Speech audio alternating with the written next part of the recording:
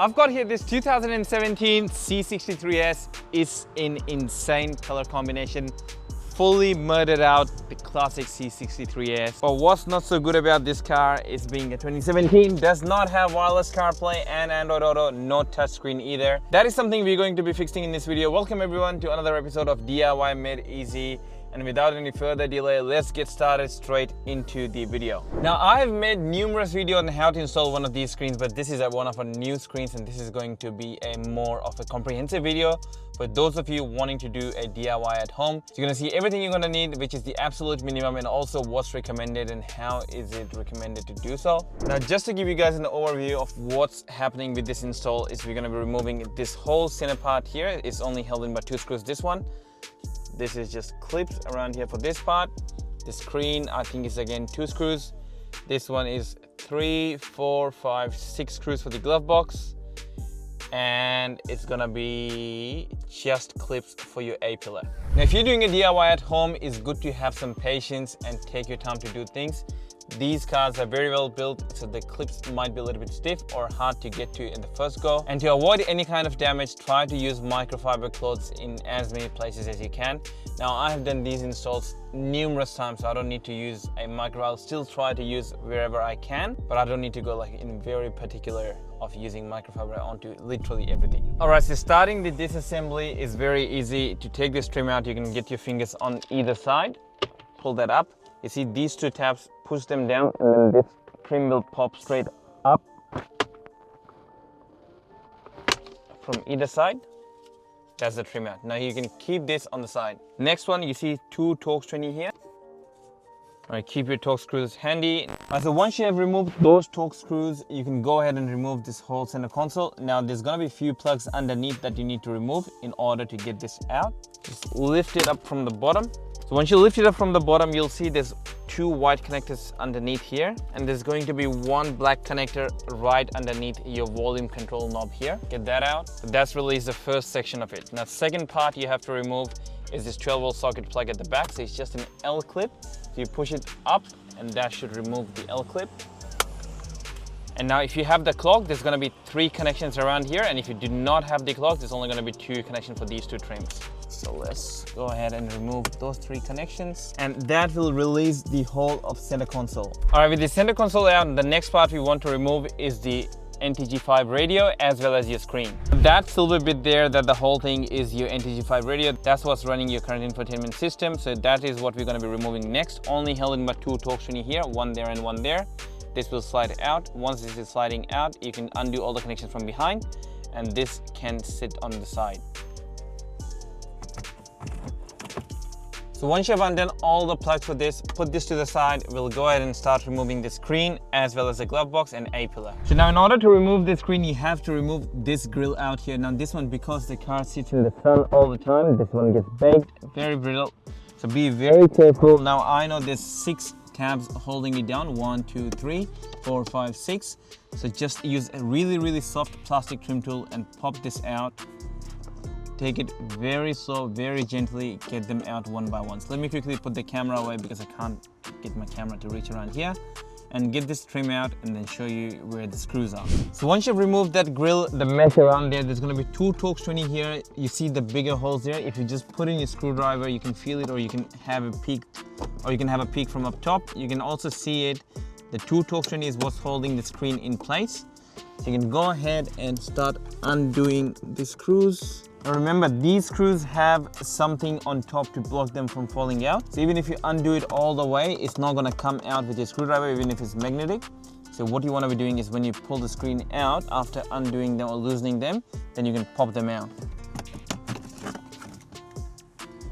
With your screen out, there's gonna be 2 cables, one for your power cable and the other one is your LVDS. Now for the LVDS, what I like to do normally, just press in the tab and use a panel popper to pop it out of this place. And just like that, the screen has been taken out. Now the next part we're going to be removing is the A-pillar and the glove box, and let me show you how you can do it. Alright, so if you guys have this air freshener system installed in your car, then what you want to be doing is when you're removing the glove box, there's going to be extra hose and extra connection there for your air freshener. If you don't have that, you don't need to worry about it. The second thing is for the airbag. All you have to do is pop that airbag trim out that cover there that says airbag, and then you can pry it out and this will just pop out. Now the only reason why we're taking the airbag cover out is to install our GPS behind there, away from all of the other interruption. Now for glove box, what you want to be doing is removing that side trim there, the underneath cover panel from around here, take them out. There's going to be one Torx 20 before you can pull this cover out. 2 connections underneath, one for your footwell lighting and one for your cabin temperature sensor. 3 Torx 20 on the inside, and then this will just slide straight out of place. So again, first thing that you're taking out is this cover trim around here. Now to remove the bottom cover, there's one Torx 20 around there, around that part that you have to remove. Now once you remove this bottom panel, it will give you access to another Torx 20 just up here. And then after that, there's going to be 3 more Torx 20 on the inside, and this thing will come straight out. All right, so with all of the screws out of the way, put everything away from underneath, pull this out, and then this should just go on hinges now. And if you look behind, there's going to be a few plugs that you're going to be undoing. With that, go ahead and put your glove box on the side, and then we'll move on to removing A-pillar and start the installation. Okay, so in order to get the A-pillar out, this is the only piece of plastic that you're going to be getting out, just that trim cover around there. And you can go ahead and pull this out and upwards. Now what I like to do in this case is remove a little bit of the weatherproofing or weather seal. So just an overview, you see everything is out, and this is where we're going to start our installation. First thing we're going to be mounting is the GPS antenna there. 2 of our Wi-Fi modules there, or behind, we'll find a nice spot. And run all the wiring, and let me show you how you're going to be doing the wiring yourself. All right, so now in terms of installation, this is a new bracket that's going to allow for the screen to fit in the original spot without actually making it look obvious like it's an aftermarket screen.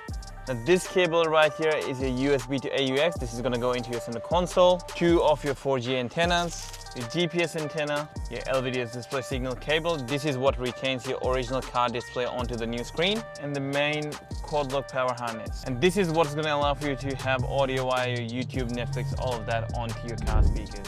All right, so what I ended up doing here behind the camera, or actually on the camera, if you guys would have seen, is I went ahead and taped everything up in this nice fabric tape. This allows for the install to have no rattling at all.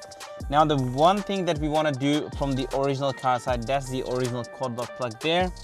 So what you want to do is get your pick tool, if I can find mine, pull this flap up a little bit.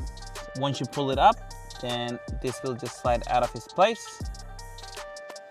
And it's very important you take great care of what orientation, what sort this fiber optic cable is. That is what's running your original audio. Anyways, that's out of the first spot. Now that's gonna go in the same spot onto the new harness.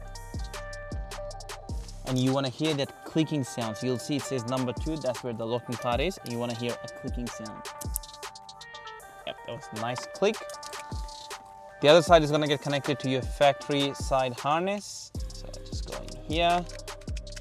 Perfect, and this side is gonna go behind your radio when we're putting the radio back. All right, and when you're routing your wires up in here, this is where the new screen is gonna go. So that's where our wiring needs to go. So how I like to do it is go behind, up top, and then come in from somewhere around here. If you go from behind, there's more space. When you're trying to screw the new frame back on, it might crush the wires. You don't want any of that.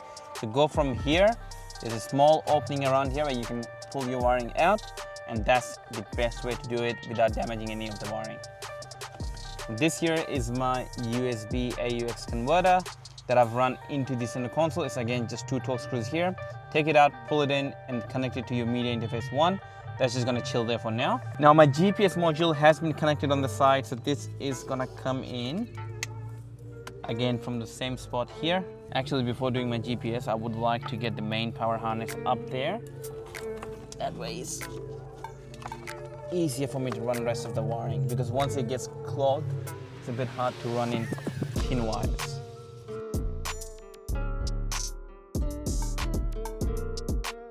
Alright, so on your LVDS plug, you see this green connector that came in the new harness. You want to plug it into the old blue one that came out of your original screen when you took the screen out. And this power connection here, if you don't need that anymore, that can just get taped away and tucked back.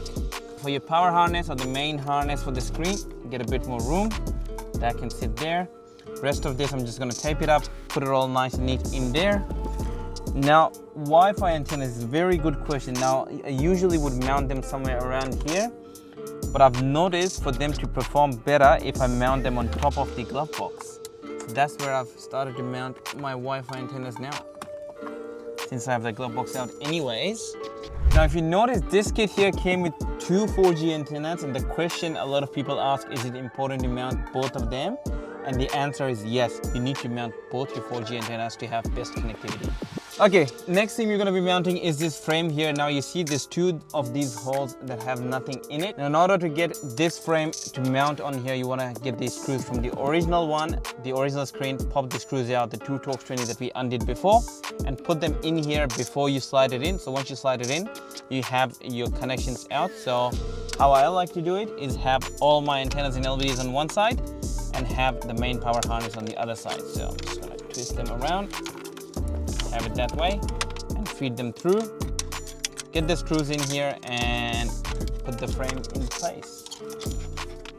So it is a bit of a pain to get this right, so you have to basically kind of lift it and push it down until it sits flush on either side. You see, you can't get your fingernails around there, sitting straight. Same on the other side. That's how you know the bracket is in place. Now I have my antennas on one side, and what I'm going to do is tape all the edges and mount my screen around here. Before mounting my screen, what I'm going to do is to place this trim around here, the grill back on, because we don't need access to this area anymore. Same thing with my A-pillar. Since my GPS is already mounted, I don't need to worry about that, so that can go back on as well. Alright, so this right here is our screen. Now in order to mount it, what you want to be doing is plugging everything behind here first, and then open these flaps up using your pick tool again. So let me show you what I mean. Get your pick tool somewhere around there, and you want to open these flaps up. So go in here, open this flap, same thing on the other side. Now what I'm going to do is mount my 4G GPS antenna, then do the main power harness, and then the LVDS display, and this thing will just sit on and then click down right. That's sitting in perfectly. Now one thing you want to make sure when you're pushing this back in, the wiring you'll feel is a bit stiff. Do not crush any of the wiring. That's the last thing you want to do when you're doing one of these install, is to crush any of the wiring. That's gonna completely ruin your install, and it will result in more things not working than there would be things that's working. So I'll quickly get a PH2, use the nice hardware that came in the kit, and bolt the screen from back. And also when you're tightening the screw at the back, do not over tighten it. Those metal brackets that's making the screen sit still are not that strong. They can easily get damaged, and then you will have a rattling, tampering screen. You don't want any of that, so you can see it's very nice and steady. That's a good sign. All right, so now it's time to plug in my main radio back on, and then I can tidy this part up and do it all off camera. So I'll just show you what I'm going to be plugging back into the radio. So everything is going to go back in the same order as it came out. Only thing is the new harness is going to go behind your actual radio itself. All right, so with the radio plugged back in, we can go ahead and plug our center console back on to do the testing. Once we're happy, I can go ahead and neaten all of the rest of the car up. And with that, I'll show you what settings we're going to be doing to retain our factory Bluetooth system. That is the crazy thing. We can use the factory Bluetooth to run in an aftermarket touchscreen with wireless CarPlay. All right, so I just put this center console back together in the same way that I got it out. And as you can see, the screen is booted in. It's crazy how good and crispy the screen looks. You can see the responsiveness is insane, how fast the whole system works. Now the one thing we're going to be doing here is the phone link app. So that's your app that you're going to be using for your wireless CarPlay and Android Auto. Bring it to the front screen, go into your phone link app itself, click on the settings here, and change this all to be enabled. And what that does is makes it all suitable for your right-hand drive car. And then we have to do a restart, and then before we do the restart, go into call log, click connect. And then what I'm going to be doing here is changing the name of the device. So it's going to let us identify if you're connected to CarPlay or just the Mercedes Bluetooth. So let's do John C63S. It's all done. Now in terms of your camera settings, you want to make sure you select it on the factory camera, so original rear camera. 360 camera enabled is important. If you can see here, the 360 allows for you to have your front camera on once you go from reverse back into drive. Now I don't need to worry about any of the other stuff. In terms of volume, keypad volume is going to go off. You don't want any of that. Phone volume and stuff, yeah. Don't leave it to as is or change it. It doesn't make a difference. Now in terms of your plug-in device, don't need to worry about that. Keys to Steering key learning, don't need to worry about that. Set date and time automatic, change that off. Now today is the 5th of Feb, so that's correct, but the time is 11:59. Now that's also correct. Video in motion, you can turn it on and off based on what you prefer. Boot app setting, I'm gonna set into phone link, so that way every time the car boots up, it's gonna go straight into phone link and connect to your wireless CarPlay. Apart from that, the Bluetooth settings is all enabled, don't need to worry about that. Now there are a few more settings you can play around with. If you go into factory settings and put in the password 1912.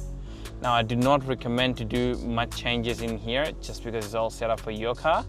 But if you do play around with this, do it at your own risk.